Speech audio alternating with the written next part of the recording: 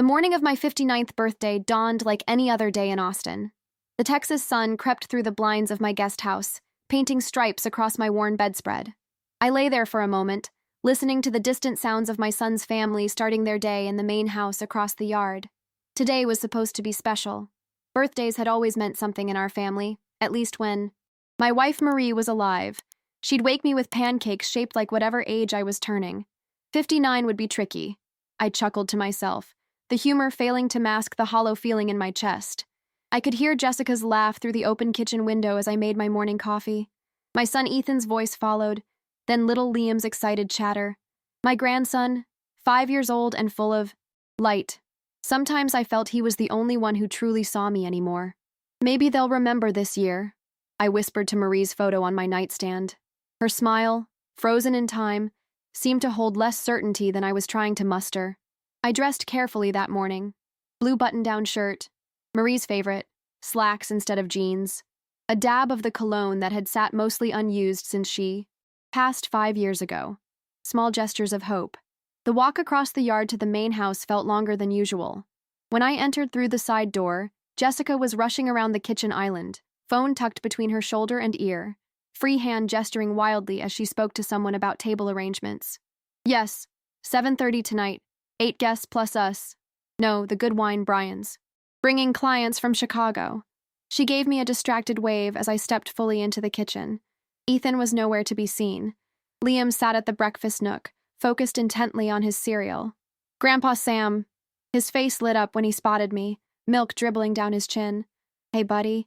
I ruffled his hair, my heart warming. How's the cereal this morning? It's got marshmallows. He held up his spoon triumphantly. Jessica ended her call with a theatrical sigh. Sam, thank God you're here. Can you take Liam to daycare? Ethan already left for his meeting, and I have to finalize everything for tonight. Tonight? I ventured cautiously. Brian's bringing potential investors over. It's huge for Ethan. She scrolled through her phone, not looking up. Oh, and we need someone to grab wine. After 5, the good stuff from that place on 6th. I stood there, waiting for something more. A smile. A happy birthday. Anything. Is there something else? She asked, finally glancing up, eyebrows raised. No, The words felt foolish in my mouth. I can take Liam and get the wine later. You're a lifesaver. She was already back to her phone, conversation over. I helped Liam finish his breakfast and get his backpack. As we headed to the door, I couldn't help myself. Jessica, do you know what today is? She looked up, face blank. Friday? Oh, is it the 15th already? I need to call the landscapers. Something inside me deflated. 5 years of living in their shadow, and still, I remained invisible. The day passed slowly. I took Liam to daycare, ran errands for Jessica, fixed the leaky faucet in their guest bathroom, and picked up the wine, $300 worth of Cabernet that would never touch my lips. Through it all, a quiet resolve was building inside me. When I checked my bank account that afternoon, the retirement bonus from the Postal Service had finally cleared. $14,800. I stared at the number, remembering how Ethan had suggested I put it all into home improvements for the guest house. It'll increase the property value, he'd said, as if the house I lived in was nothing more than an investment opportunity for him.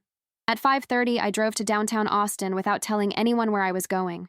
The vintage jewelry store on Congress Avenue had been there since I was a boy. Inside, time seemed to slow. Glass cases gleamed under soft lighting, displaying treasures from another era. Can I help you, sir? The salesman was about my age, with kind eyes and a genuine smile. I'm looking for something special, I said, surprised by the steadiness in my voice. A watch, something that makes a statement. He nodded knowingly. A gift? Yes, I replied. For myself. His smile widened. The best kind. Any particular style in mind? That's when I saw it. In the corner case, gleaming gold against black velvet, a vintage Rolex day-date. My father had owned one, passed down from his father.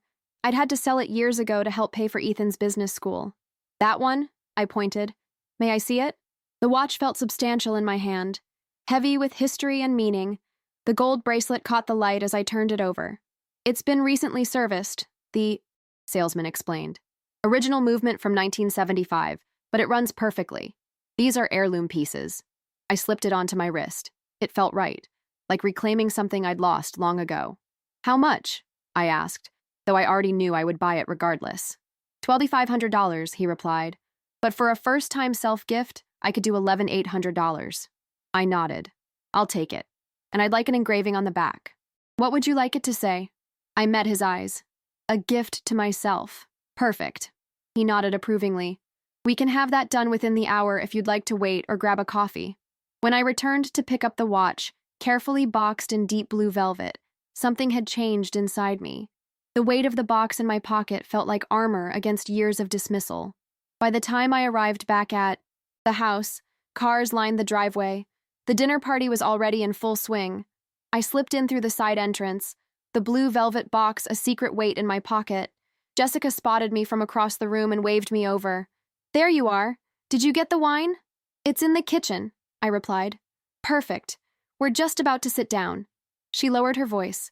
Can you check on Liam first? I put him to bed, but he was asking for a story. I nodded and headed upstairs, grateful for the excuse to see my grandson. Liam was still awake, clutching his favorite dinosaur toy. Grandpa, he smiled sleepily. Will you tell me a story? I sat on the edge of his bed. How about the one about the invisible man who became visible again? Is it scary? His eyes widened. Not scary, I assured him. Actually, it has a happy ending. As I told him a simplified version of my day, his eyelids grew heavy. By the time I finished, he was asleep. I kissed his forehead and whispered, Someone remembered my birthday today after all. Downstairs, the dinner party was in full swing. No one noticed as I quietly took my seat at the far end of the table. The conversation swirled around me like I was sitting in the eye of a hurricane. Jessica dominated one end of the table, laughing too loudly at jokes that weren't particularly funny. Ethan worked the other end, talking business strategies and market forecasts with Brian and his Chicago clients. I pushed food around my plate, the untouched glass of water at my setting a stark contrast to the flowing wine everyone else enjoyed. So Sam, Brian's wife suddenly addressed me, perhaps noticing my silence. Ethan tells me you were with the Postal Service for 30 years. That must have been interesting. Jessica snorted softly. I pretended not to notice. It was honest work, I replied. I delivered to the same neighborhood for most of those years. Watched children grow up, couples grow old together. How quaint, Jessica interjected, her smile not reaching her eyes. Sam's very devoted to routine. I delivered letters when people still wrote them, I continued, ignoring her dismissal. Love letters, college acceptance letters, birthday cards. The word birthday hung in the air. I caught Ethan's quick glance at Jessica. Speaking of milestones, Brian's wife continued, didn't you recently retire, Sam? That must be quite the adjustment. Before I could answer, Jessica jumped in. Sam's been enjoying his free time helping us out. Right, Sam? He's our resident handyman, gardener, and babysitter all in one. The table laughed. Even Ethan chuckled, though he avoided my eyes. Actually, I found myself saying, I received my retirement bonus today. The table quieted slightly. Ethan leaned forward. That's great, Dad. We should talk about how to invest that wisely. Maybe some improvements to the guest house like we discussed? I felt a strange calm settle over me. The blue velvet box in my pocket seemed to pulse with its own heartbeat. I've already spent it, I said softly. Jessica's eyebrows shot up. All of it? On what? Her tone implied I couldn't possibly have made a sensible decision without their guidance. 5 years of such moments crystallized in my mind. The casual dismissals, the eye rolls, the conversations that stopped when I entered rooms. I bought myself something special, I replied, meeting her gaze directly. For my birthday. The table went silent. Jessica's face froze. Ethan coughed. Your birthday? One of the guests asked. Today is my 59th birthday. Confirmed, my voice steady. Jessica recovered quickly, forcing a laugh. Oh my God, was that today? I completely lost track. She looked around the table with exaggerated dismay, but I caught the look she exchanged with Ethan, a tiny smirk that said, Oops, not really sorry. We've just had so much on our plates, she continued. Sorry, Sam. That wink she gave Ethan broke something loose inside. Me. It was the casual cruelty of it, the shared joke at my expense, that finally pushed me past my breaking point. I reached into my pocket and placed the blue velvet box on the table. The conversation stumbled to a halt. What's that? Ethan asked, his voice unnaturally high. Without speaking, I opened the box. The gold Rolex caught the candlelight, gleaming like a small sun on the dark tablecloth. A collective intake of breath circled the table. I decided not to wait for someone else to celebrate me. I said quietly. So I celebrated myself. Jessica's face contorted between multiple expressions. Shock, disbelief, and something darker. You spent your entire retirement bonus on a watch? The contempt in her voice was unmistakable. I lifted the watch from its velvet nest and turned it over, revealing the engraving. A gift to myself stood out in elegant script against the gold. I think that's wonderful, Brian's wife said, breaking the uncomfortable silence. Everyone deserves to treat themselves sometimes. It's irresponsible, Jessica muttered, not quite under her breath. That money could have gone toward your house, your investments? I finished for her. Like the money from selling my family home did? Like the college loans I'm still paying off for Ethan's MBA? Ethan at least had the decency to look uncomfortable. Dad, this isn't the time. When is the time, Ethan? I asked softly. When you need another loan? When Jessica needs a new landscaper? When Liam needs a ride to school? I slipped the watch onto my wrist, feeling its weight like a shield. One of Brian's associates cleared his throat. This watch is stunning. My father had one similar. They're incredible timepieces. Thank you, I said, finding unexpected strength in the simple acknowledgement. Jessica stood abruptly. I'll get dessert started, she announced, her voice tight. In the momentary shuffle that followed, Ethan leaned toward me. Was this really necessary? Tonight? Of all nights? I met my son's eyes. For 5 years, I've lived in your shadow. I've fixed your leaky faucets, watched your son, run your errands. I've been your convenience, not your father. That's not fair, he protested weakly. Isn't it? When was the last time you asked about my day, my dreams, my life? I touched the watch face gently. This isn't about a timepiece, Ethan. It's about time. Itself, and how I've spent too much of mine waiting to be valued. Jessica returned with an elaborate chocolate cake, her hostess smile firmly back in place. But something had shifted in the room. I noticed Brian's wife watching me with newfound respect. One of the Chicago clients raised his water glass subtly in my direction. For the first time in years, I felt truly visible. Later that night, after the guests had gone and I'd returned to my guest house, I sat on my small porch under the vast Texas sky.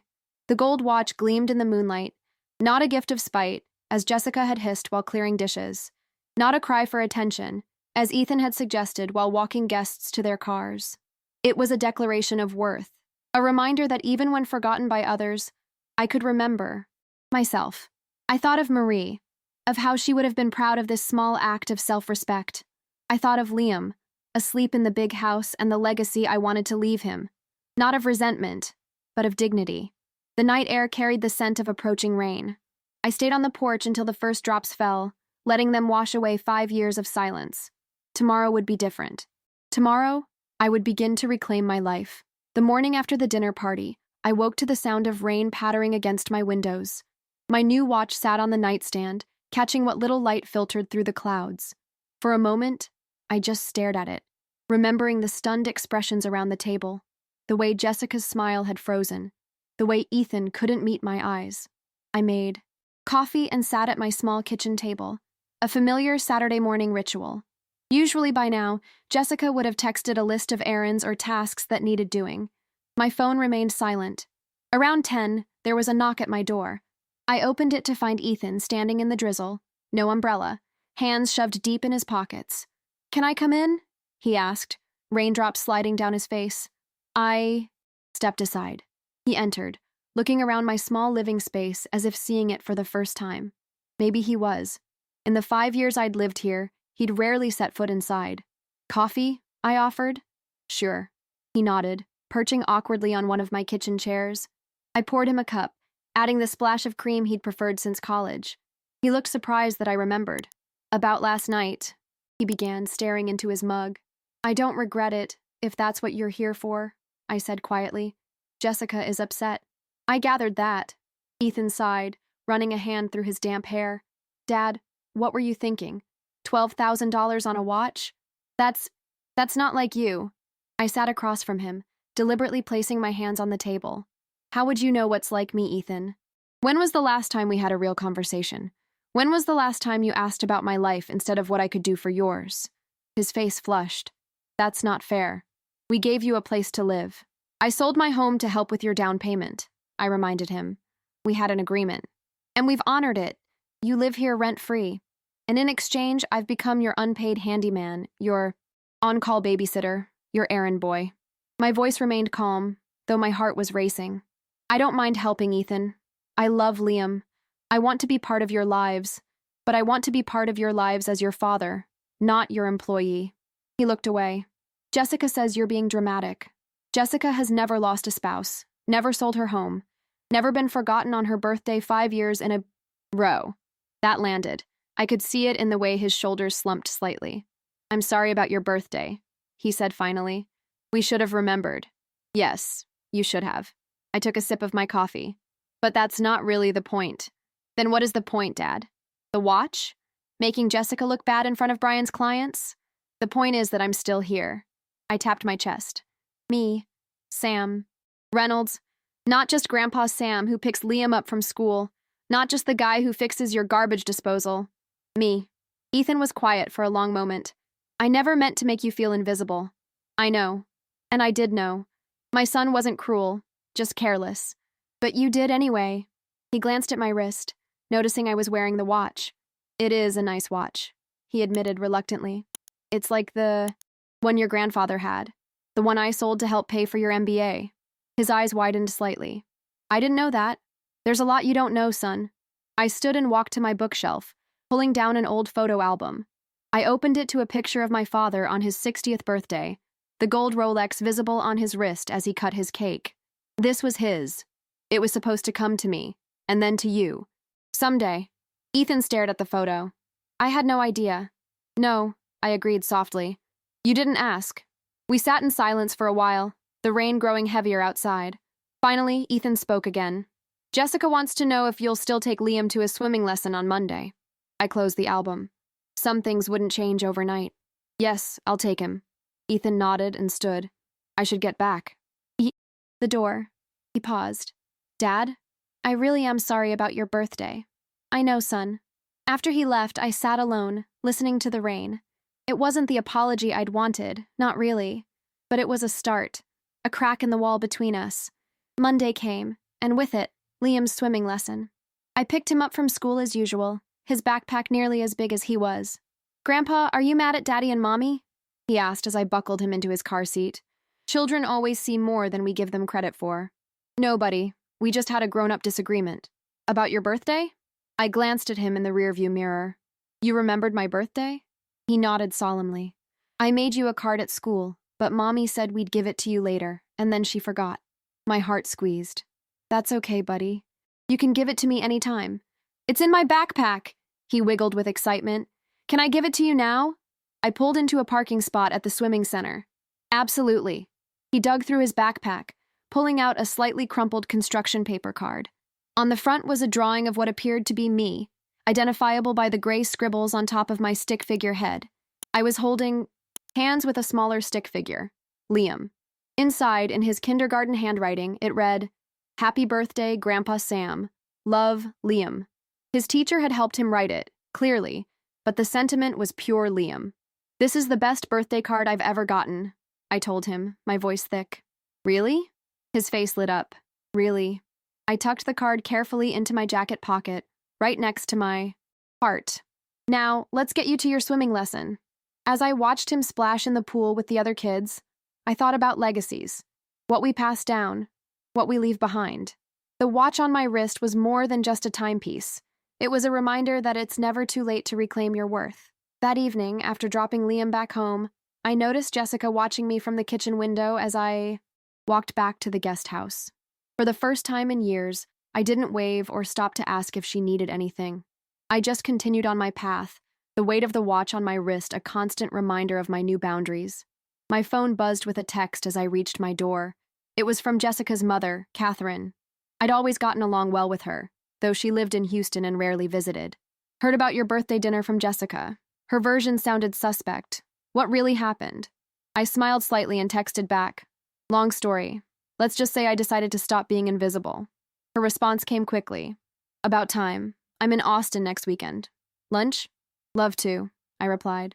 That night, I pulled out the wooden box where I kept the letters, Notes I'd written to Ethan over the years when things were too difficult to say aloud. Letters about how proud I was when Liam was born, about how much I missed Marie, about how lonely the guest house felt sometimes. Letters I'd never had the courage to give him. I added a new one, this time addressing it to myself. Dear Sam, I wrote, today you remembered your own worth. Don't forget it again.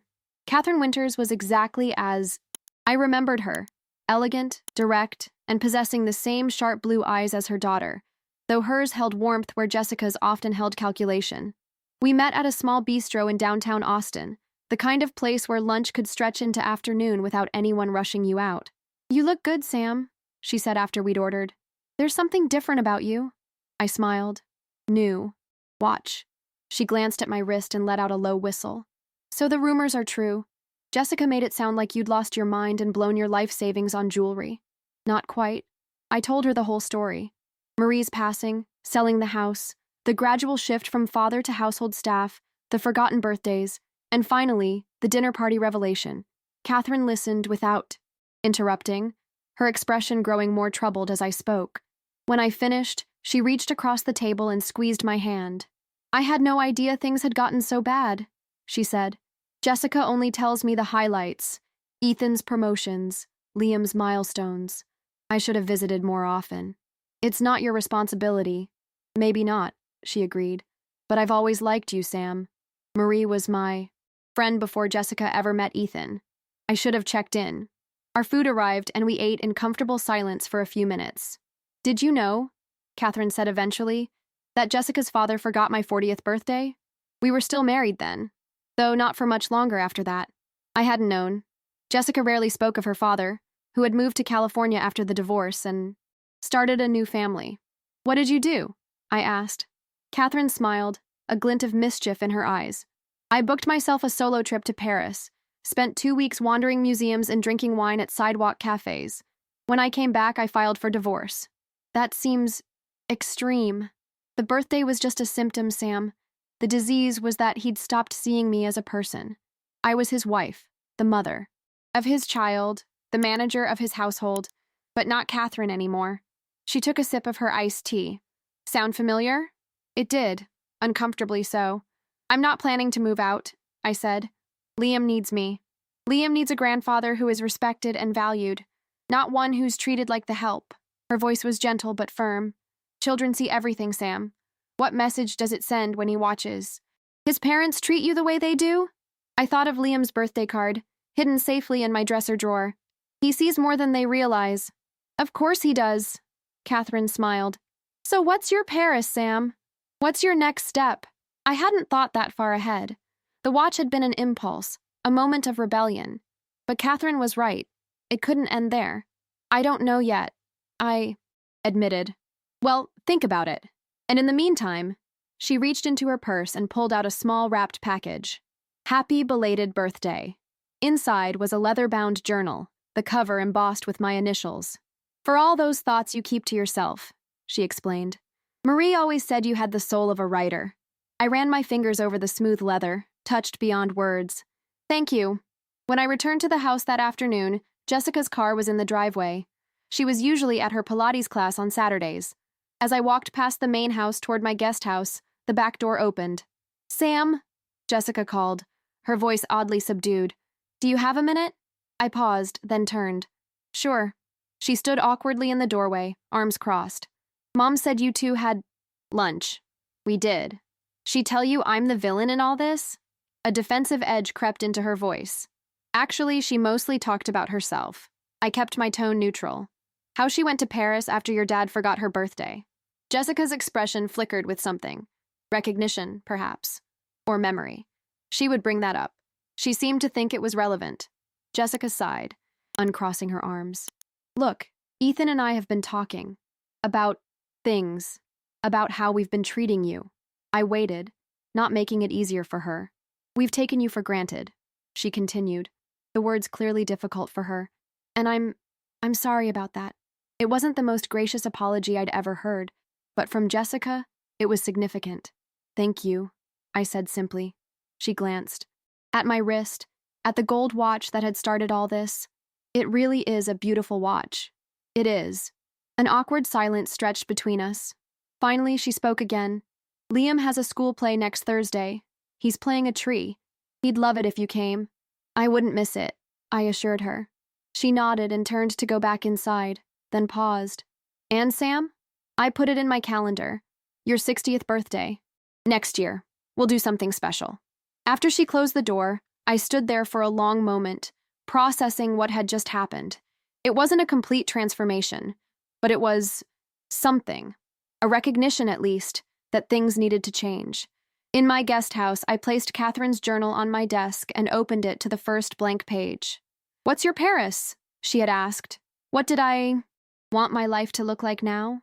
I began to write, the words flowing more easily than I'd expected. About Marie, about the 30 years at the Postal Service, about the dreams I'd set aside to help raise Ethan, to help him build his life and career. Dreams of traveling, of writing the novel I'd always planned to start someday, of teaching Liam to fish in the same lakes where my father had taught me. By the time I finished writing, the sun was setting. I looked at the pages filled with my handwriting and realized I'd been silent for too long. Not just with Ethan and Jessica, but with myself. I'd stopped asking what I wanted, what would make me happy. The watch had been just the beginning. A statement, yes, but also a promise to myself. A promise that from now on, I would remember my own worth. That night, I called an old friend from the Postal Service, Dave Marshall, who'd retired 2 years before me and moved to Fredericksburg, a small town about an hour and a half from Austin. We'd lost touch, as people do, but he answered on the third ring, his familiar laugh booming through the phone when he realized who was calling. "Sam Reynolds, I was just thinking about you last week. How the hell are you?" We talked for nearly an hour, catching up on each other's lives. He told me about his house in Fredericksburg, the small workshop he'd built where he made furniture, the community of retirees he'd found. "You should come visit," he said. "There's a place for sale down the street from me. Nothing fancy, but it's got good bones, and a hell of a view of the hills." I found myself saying, "Maybe I will." After we hung up, I sat on my porch, watching the lights in the main house. Ethan and Jessica moved around the kitchen, preparing dinner. Liam played in the living room. My family. My reason for staying, but perhaps not my only reason for living. I touched the gold watch on my wrist. Time was passing. The question was, how did I want to spend what remained of mine? The following Thursday, I sat in a crowded elementary school gymnasium, watching Liam stand proudly as the most expressive oak tree I'd ever seen in a production about forest conservation. His arms stretched wide as branches, his voice clear as he delivered his single line. Even trees can make a difference. I couldn't help but smile at the unintended parallel to my own situation. Even those who seem rooted in place, taken for granted, can make a difference when they decide to stand tall. Ethan sat beside me, Jessica on his other side. They clapped enthusiastically when Liam took his bow, Jessica wiping away a tear. Proud parents. And I was a proud grandfather, allowing myself to fully embrace that role without resentment for once. After the performance, as families mingled in the hallway with cookies and juice, Liam ran to me first. "Grandpa Sam, did you see me? Did you hear my line?" I knelt down to his level, careful of my knees. "You were the best tree I've ever seen, buddy, and the loudest." He beamed, then noticed my wrist. "You're wearing your special watch." "I am." I smiled. "It's special, just like tonight." Jessica approached, carrying Liam's backpack. "You really were wonderful, sweetie," she told him, then glanced at me. "Would you like to join us for ice cream? We're celebrating our little environmentalist." The invitation surprised me. Normally, these family outings happened without explicit invitations. I was either asked to watch the house or simply not mentioned at all. "I'd like that," I said, meeting her eyes.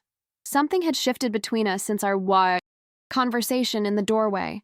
Not warmth, exactly, but a cautious consideration. Like two people who had been speaking different languages, suddenly finding a few words in common. At the ice cream parlor, Liam insisted on sitting next to me. He chattered excitedly about his performance while demolishing a sundae nearly as big as his head. Chocolate smeared across his cheek as he described how Tommy Peterson had forgotten his line as the squirrel. "Ms. Jackson had to whisper it to him 3 times, he said, holding up sticky fingers for emphasis. "That happens to grown-ups too sometimes," I told him. "Even the best actors forget their lines." "Did you ever forget something important, Grandpa?" I glanced at Ethan, who was suddenly very interested in his ice cream. Yes, I said gently. And sometimes other people forget important things too. But what matters is that we try to do better once we realize our mistake. Liam nodded seriously, processing this in the way children do, absorbing wisdom they won't fully understand until years later. As we were leaving, Ethan hung back to walk beside me while Jessica helped Liam clean his face and hands. Dave Marshall called me yesterday. He said. I stopped walking. He did? Ethan nodded. Said you two had reconnected. Mentioned there was a house for sale near him in Fredericksburg. So that was it. I should have known Dave would call Ethan. They'd met several times over the years, and Dave had always been direct to a fault. I was going to tell you, I said carefully. I haven't made any decisions. I was just catching up with an old friend. Are you thinking of moving out? Ethan's voice was neutral, but I caught the tension in his jaw. I'm thinking about what I want the next chapter of my life to look like, I answered honestly. Dave seems happy there. It made me wonder if I might be too. But your life is here. With us. With Liam. Part of my life is here, I corrected gently. But I'm 59, Ethan. I might have 20. Good years left, maybe more. I need to decide how to spend them. He looked away, watching Jessica help Liam into his jacket. Because we forgot your birthday? Because of the watch thing? It's not about the watch. I sighed. The watch was a symbol, Ethan. A reminder that I still exist as a person separate from what I can do for you and your family. Dad, let me finish. I love you. I love Liam. Even Jessica has grown on me. I managed a small smile. But love doesn't mean erasing yourself. It took me too long to realize that. Ethan was quiet for a moment. Fredericksburg is an hour and a half away. It is. You'd still see Liam? Still be part of his life? Of course. I touched his arm. I'd never abandon him. Or you. The word hung between us. Abandon. The fear beneath his question. You think that's what I did to you? I realized aloud. By selling the house after your mother died. By moving into your guest house instead of staying in our family home. He shrugged uncomfortably. You've always been there. Even when I was in college, I knew I could call home and you'd answer. Then Mom died, and suddenly the home I grew up in was gone too. I didn't know you felt that way. My throat tightened. I thought I was helping you, building your future. I know. He shoved his hands in his pockets. And you were. I got used to you being there, always. The one fixed point in my life. Jessica called to us from the car, Liam already buckled in and getting restless. We'll talk more, I promised. This isn't a decision I'm making lightly, or quickly. But that night, alone in my guest house, I pulled out the folder of real estate listings Dave had emailed me. The house on Cedar Street. 2 bedrooms, a small workshop in the back, walking distance to Main Street. The price was right, especially if I sold some of Marie's jewelry that I'd kept in a safe deposit box, saving it for some unspecified future need. I opened Catherine's journal and wrote, Is Fredericksburg my Paris? The next morning I called Dave. I'd like to see the house, I told him. About time, he chuckled. How's Saturday? Saturday found me driving through the Texas Hill Country, windows down, the spring air fragrant with wildflowers. The landscape opened up as I left Austin behind. Less concrete, more space. Rolling hills dotted with oak trees, vineyards stretching into the distance. Dave met me at a coffee shop on Main Street, his face weathered but happy. We embraced like the old friends we were, then sat outside with our coffees, catching up properly. You look good, he said, eyeing my gold watch with appreciation. Retirement suits you. I'm not sure retirement is the right word for what I've been doing, I admitted. More like repurposing. As the live-in, help? Dave had never been one to mince words. Your son mentioned you've been pretty hands-on with the grandkid. Liam, I supplied. And yes, I've been involved. Maybe too involved in some ways, not enough in others. Dave nodded thoughtfully. There's a balance to be found. Being a grandparent is different from being a parent. Took me a while to figure that out with my own grandkids. How often do you see them? Every other weekend they stay with me. Their parents drop them off Friday after school, pick them up Sunday evening. Works for everyone. He drained his coffee. Ready to see the house? Cedar Street was exactly as he'd described. Quiet, tree-lined, with modest but well-maintained homes. The house itself was a small craftsman-style cottage, painted a soft blue with white. Trim. A covered porch stretched across the front, wide enough for a couple of rocking chairs. Previous owner was a retired librarian, Dave explained as he unlocked the door. Moved to Florida to be with her daughter after her hip surgery. Hated to leave this place. Inside, light streamed through windows onto hardwood floors. The living room flowed into a small dining area, then a kitchen that had been modestly updated. 2 bedrooms, 1 bath, nothing fancy, but clean and well cared for. She's asking below market, Dave said. Wants it to go to someone who'll appreciate it. We stepped into the backyard, where a small workshop stood under the shade of a massive oak tree. Beyond it, the land sloped gently downward, offering a view of the hills in the distance. That's where the magic happens, Dave nodded toward the workshop. I've got one just like it. Great for woodworking, writing, whatever hobby keeps you sane. I walked to the edge of the property, taking in the vista. In the distance, I could see a vineyard, rows of grapes stretching toward the horizon. What do you think? Dave asked, coming to stand beside me. I think, I said slowly, that I could see myself here. He clapped me on the shoulder. That's what I thought the first time I saw my place, too. As I drove back to Austin that evening, my mind was full of possibilities. The small blue house, the workshop where I could finally start writing that novel, the view that would greet me each morning, a life that was wholly mine again, but also Liam's school plays, weekend visits, FaceTime calls before bedtime. It wasn't a choice between family and freedom, I realized. It was about finding the right balance between them. The folder sat on my kitchen table for a week. Inside were the listing details for the Fredericksburg house, notes I'd made during my visit, and a pre-approval letter from my bank. Every morning, I'd look at it while drinking my coffee. Every evening, I'd close it again, undecided. Meanwhile, small changes continued in the main house. Jessica began texting before asking for favors, usually adding, if you're not busy, or when you have time. Ethan called more often, sometimes just to chat. Once he even asked about my time at the postal service, stories he'd heard 100 times as a child, but had never asked about as an adult. I still picked Liam up from school. 3 days a week, still fixed things around the house when asked, still joined them for Sunday dinners. But now, I also said no sometimes. I started taking a painting class at the community center on Tuesdays. I reconnected with old colleagues for lunch. Small steps toward reclaiming my identity beyond Ethan's dad or Liam's grandpa. The gold watch remained on my wrist, a constant reminder of my promise to myself. I caught Jessica eyeing it occasionally, her expression unreadable. Had it become a symbol to her too? A reminder of the night her carefully constructed hierarchy had been challenged? One evening in late April, about a month after my visit to Fredericksburg, there was a knock at my door. It was Jessica, holding a bottle of wine and 2 glasses. Peace offering? She said, lifting the bottle.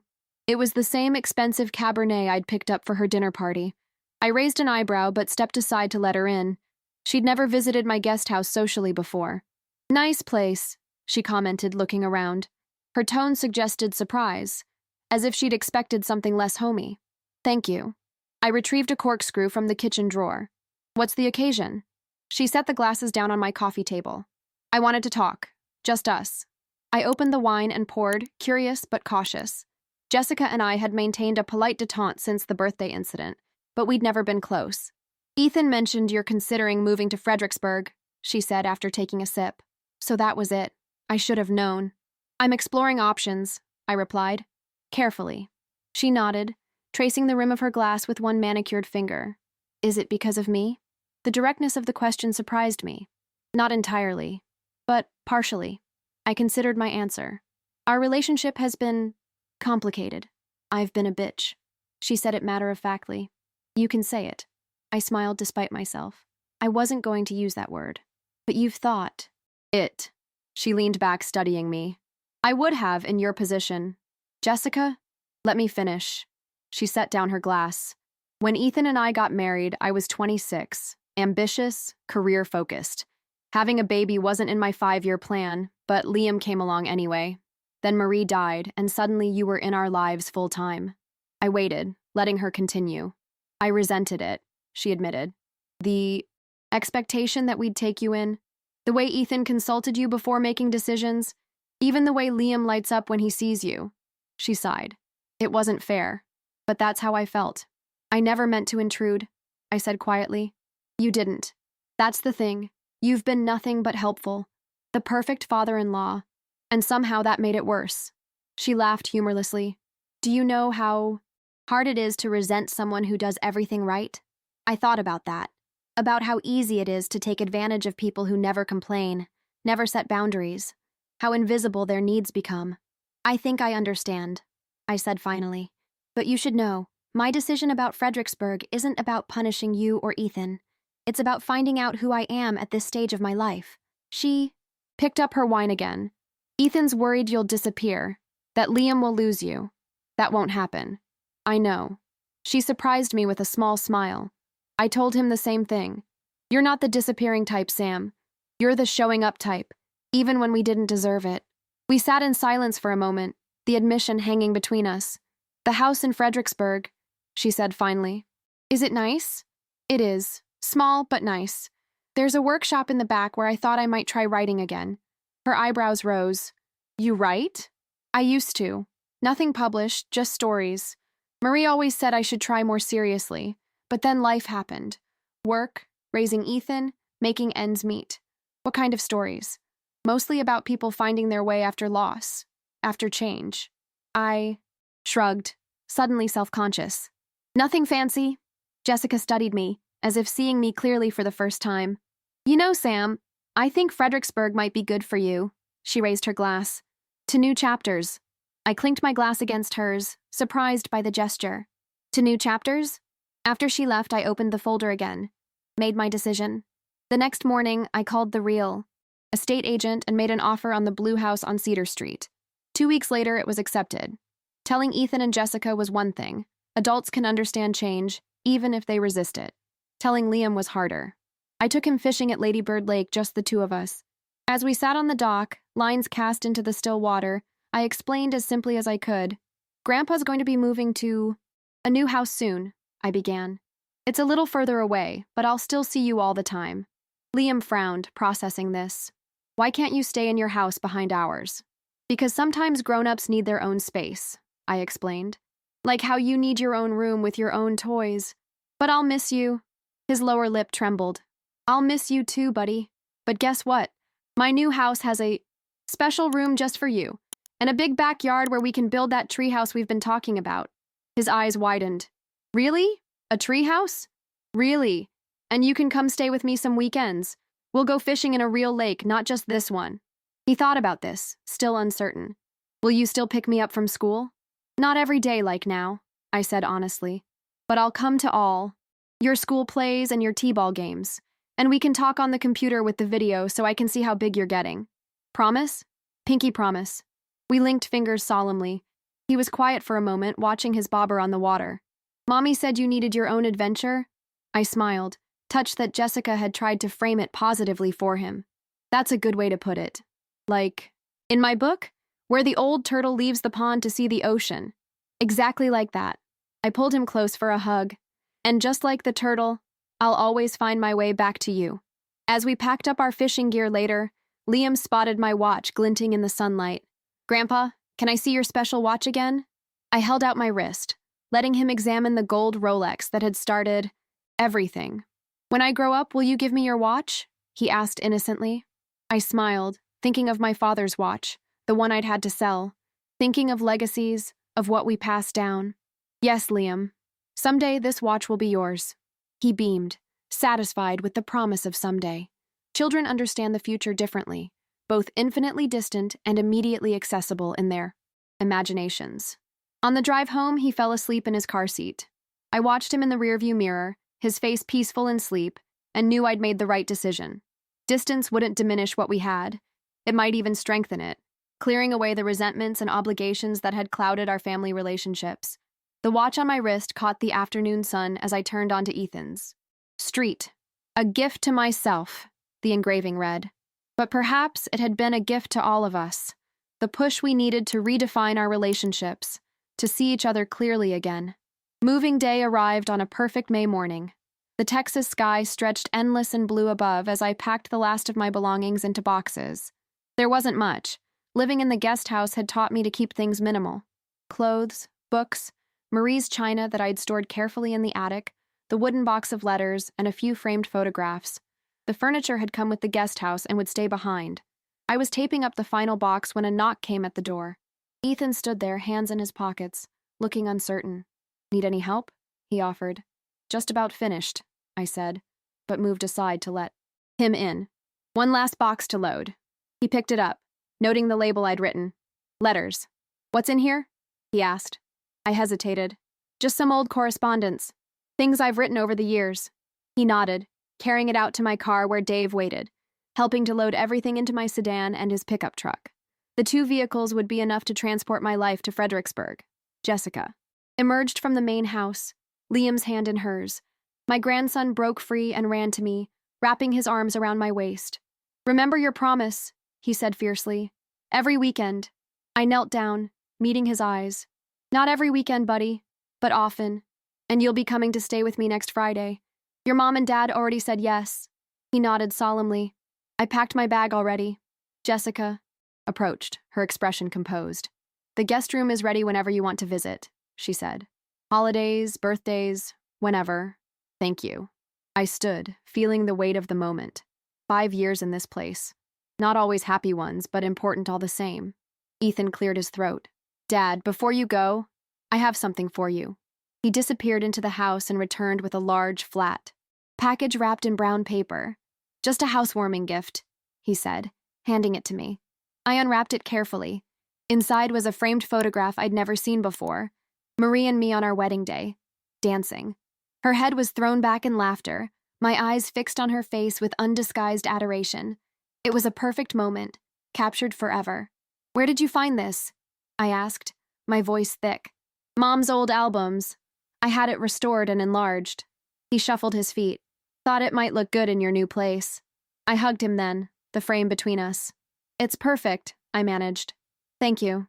After final goodbyes, Liam extracting one more promise about the treehouse, Jessica surprising me with a quick but genuine hug, Dave and I hit the road. I followed his pickup through the winding Texas hill country, watching Austin recede in my rearview mirror.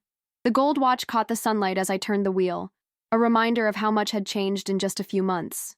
The blue house on Cedar Street was waiting, keys handed over by a smiling real estate agent that morning. As Dave and I unloaded boxes, neighbors stopped by to introduce themselves, a retired teacher next door, a couple, down the street who ran the local bookstore. The community was small, but welcoming, just as Dave had promised. By evening, most of the boxes were unpacked. Dave left with a promise of dinner at his place the following night, and I found myself alone in my new home. The silence was different here, peaceful rather than lonely. I hung Ethan's wedding photograph in the living room, where the light would catch it in the mornings. That night, I sat on my new porch in a rocking chair I'd found at a local antique store. The Texas hills stretched before me, silhouetted against the darkening sky. In the distance, lights twinkled from other homes, other lives. I felt a sense of possibility I hadn't experienced in years. I pulled out my phone and opened the real estate app I'd been using. The guest house was already listed, with professional photos that made it look larger than it was. Charming garden cottage in desirable neighborhood, the description read.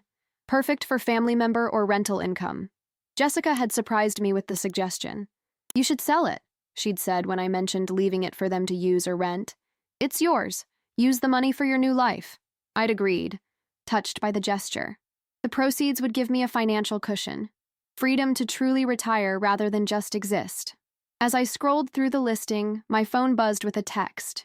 It was Catherine. Settled in yet? How's the new place? I smiled and typed back, getting there. It already feels like home. Good. Marie would be proud of you, Sam. Her words brought unexpected tears to my eyes. Would Marie be proud? I hoped so. She'd always encouraged me to pursue my dreams, even when practicality had forced them to the background. I'm writing again, I texted Catherine. Started this morning. About time. Send me pages when you're ready. I set the phone down and looked up at the emerging stars. Tomorrow I would begin organizing the workshop. I'd already ordered a desk, a comfortable chair, a lamp with good reading light. The novel I'd been carrying in my head for 20 years would finally have a chance to exist on paper. The following week passed in a blur of settling in. I found my routine, coffee on the porch each morning, watching the hills change color as the sun rose, writing for a few hours in the workshop, lunch in town, getting to know the local cafes, afternoons, spent making the house truly mine, hanging curtains, arranging bookshelves, planting a small garden in the backyard. Dave introduced me to his circle of friends, other retirees who met for coffee every morning at the Main Street Bakery. They welcomed me easily, asking about my career, my family, my interests. When I mentioned writing, one of them, a former English professor named Helen, offered to read my work. "We have a little writers group that meets on Thursdays," she told me. "Nothing formal, just support and feedback. You should join us." I found myself agreeing.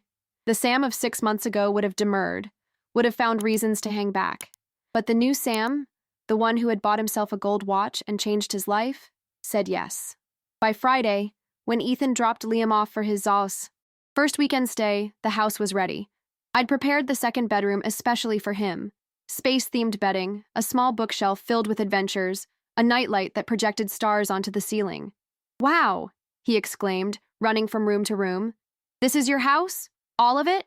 "All of it," I confirmed, "and you have your own special room whenever you visit." Ethan lingered in the doorway, taking in the space. "You've done a lot in a week," he observed. "It's easier when you're doing it for yourself," I replied. Then, seeing his expression, added, "And for Liam, of course." After Ethan left, promising to return Sunday evening, Liam and I began our adventure. We explored the small downtown, eating ice cream on a bench in the town square. We hiked a short trail that overlooked a vineyard, collecting interesting rocks and sticks along the way. And in the backyard, we began planning the treehouse, measuring the sturdy oak tree, drawing designs on paper, making lists of materials we'd need. That night, as I tucked him into his space-themed bed, Liam asked to see my watch again. "It still says the same thing," I teased, but showed him the engraving. "A gift to myself," he read slowly. "Grandpa, do you like your gift?" I thought about everything that had happened since that dinner party. The watch that had been a rebellion becoming a catalyst for change. The conversations that might never have happened otherwise. The house that was now my sanctuary. "Yes, Liam," I said softly. It turned out to be the best gift I've ever received. Summer bloomed across the hill country, painting the landscape with wildflowers and warming the evenings just enough for perfect porch-sitting weather. I settled into my new life with surprising ease. The blue house became truly mine, books filling the shelves, Marie's china displayed in the small dining room, my writing desk positioned to catch the morning light. The novel progressed slowly but steadily. Each morning, I'd sit in the workshop with my coffee, picking up where I'd left off the day before. The story, about a man finding his way after loss, was familiar territory, but writing it felt like excavation, uncovering parts of myself I'd buried years ago. Helen from the writers group became a frequent visitor, her sharp editorial eye helping me shape rough drafts into something more polished. Sometimes we'd sit on my porch for hours, discussing character motivations and plot points as the sun set over the hills. "You have a voice, Sam," she told me one evening. "Authentic, earned. You should have been doing this years ago." "I wasn't ready years ago," I replied, knowing it was true. The words wouldn't have come then, not with the same understanding. Liam's weekend visits became the anchors of my month. Every other Friday, Ethan or Jessica would drop him off, and for 2 days, the house would fill with his energy. We built the treehouse over several of these visits, a simple platform with railings and a rope ladder. By midsummer, it was his favorite place, a castle, a spaceship, a pirate lookout, whatever his imagination required that day. On his August visit, as we sat in the treehouse, eating peanut butter sandwiches, Liam asked me a question that caught me off guard. "Grandpa, are you happier here than at our house?" I considered how to answer truthfully without hurting him. "I'm happy in a different way here," I said finally. "Sometimes people need different things at different times in their lives." He nodded, seemingly satisfied. "Daddy said you needed space to remember who you are." I smiled at Ethan's insight. "That's a good way to put it. And Mommy says you're not just Grandpa, you're Sam too." Jessica's words surprised me. "Your mom said that?" "Uh-huh. She said everyone gets to be their whole self, not just the parts other people need." Out of the mouths of babes, or rather through them, the wisdom of adults who were finally learning important lessons. When Jessica came to pick Liam up that Sunday, she arrived early, bringing fresh peaches from a farm stand she'd passed on the drive. "Thought you might like these," she said, placing the bag on my kitchen counter. "The lady said they're perfect for pie." "Thank you," I smiled. "Would you like to stay for coffee?" Liam's reading in his treehouse. She hesitated, then nodded. Sure, I have time. We sat. At my small kitchen table, the awkwardness of our previous relationship giving way to something more comfortable. She asked about my writing, about the town, about the friends I'd made. I asked about her work, about Ethan's new project, about Liam's upcoming start of first grade. The guest house sold, she told me, stirring cream into her coffee. Above asking price. That's good news. The new owners are a young couple. She's pregnant with their first. Jessica's expression softened. It feels right somehow. A new family beginning where you, well, not ended, but transitioned. I nodded, understanding what she meant. I never properly thanked you, she said suddenly, for all you did for us. The down payment on the house, taking care of Liam, being there whenever we needed you. Your family, I said simply. Yes, but she looked down at her coffee. We didn't always treat you that way. I didn't. Water under the bridge, I assured her. Is it? She met my eyes directly. Because I need you to know I see it now. What we did. How we made you feel invisible. The acknowledgement, so long in coming, filled a space inside me I hadn't realized was still empty. Thank you, I said quietly. That means a lot. She reached across the table and briefly squeezed my hand. Your watch, she said, noticing it on my wrist. It really did change everything, didn't it?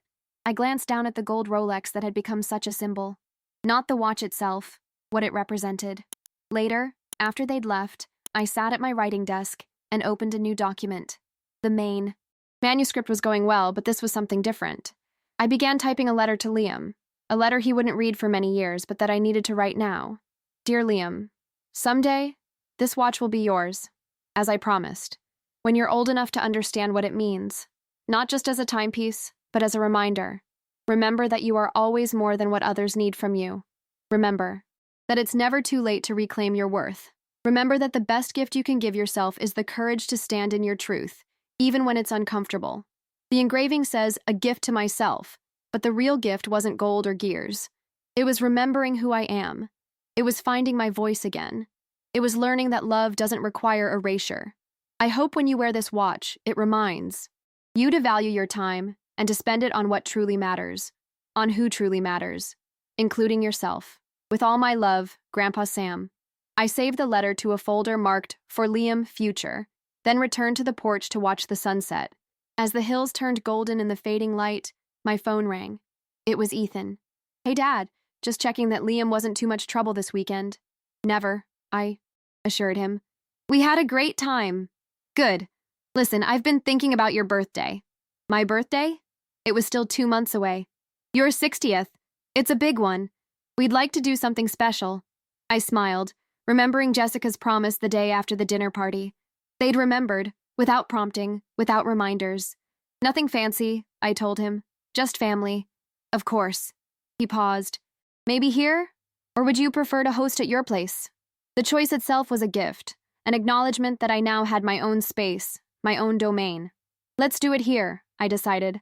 I'd like to show you all what I've done with the place. Perfect. And Dad, I'm proud of you. For the writing, for the move, for all of it. After we hung up, I touched the watch on my wrist, feeling the slight ridge of the engraving against my fingertip. From my porch, I could see the treehouse silhouetted against the evening sky. In the distance, lights began to appear in neighboring homes. My new community, my chosen place. When my 60th birthday arrived in October, the blue house filled with family and friends. Ethan and Jessica brought a cake. Liam presented me with a handmade card that said, To Grandpa, Sam and Sam, in careful lettering. Dave and Helen came, along with other friends from Fredericksburg. Even Catherine drove in from Houston. As I looked around at the faces gathered in my living room, I realized how much had changed in a year. Last birthday, I'd sat alone on my porch, invisible and forgotten. This year, I stood in a home of my own creation, surrounded by people who saw me, truly saw me for who I was. When it came time for gifts, I raised my hand. Before we do this, I want to say something. The room quieted. A year ago, I bought myself a watch. I held up my wrist, the gold Rolex catching the light. It was an act of rebellion, of self-respect after years of feeling invisible. I never expected it would change everything. I looked at Ethan, at Jessica, at little Liam. What I've learned this year is that it's never too late to remember your own worth, never too late to reclaim your voice, never too late to rewrite your story. I glanced at the manuscript pages on my desk. Nearly finished now, the novel I'd carried inside me for decades. Thank you all for being part of my new chapter, for seeing me, not just as a father or grandfather or friend, but as Sam, for allowing me the space to remember who that is. Liam slipped his small hand into mine. I like both Grandpa Sam and just Sam, he declared. Laughter rippled through the room, warm and genuine. Later, as the party wound down and guests began to leave, Catherine lingered, helping me stack plates in the kitchen. You did it, she said quietly. You found your Paris. I looked around at my home, at the, framed photo of Marie and me dancing, at Liam's drawings magnetized to the refrigerator, at the view of the hills through the kitchen window. I did, I agreed. But not alone. She smiled, understanding what I meant. It had taken the watch, that small act of rebellion, to break the pattern. But it had taken everyone, in their own way, to help create this new life. Ethan's reluctant understanding, Jessica's surprising growth, Liam's unconditional love, Dave's friendship, Helen's encouragement, even Catherine's straightforward advice that day at lunch. After everyone had gone, I stood on my porch in the cool October evening. The watch on my wrist gleamed in the porch light, no longer a symbol of defiance but of transformation. They had forgotten my birthday. Again. But that time, I remembered myself, and that was the gift I truly needed. Never wait for others to value you. Show them how it's done.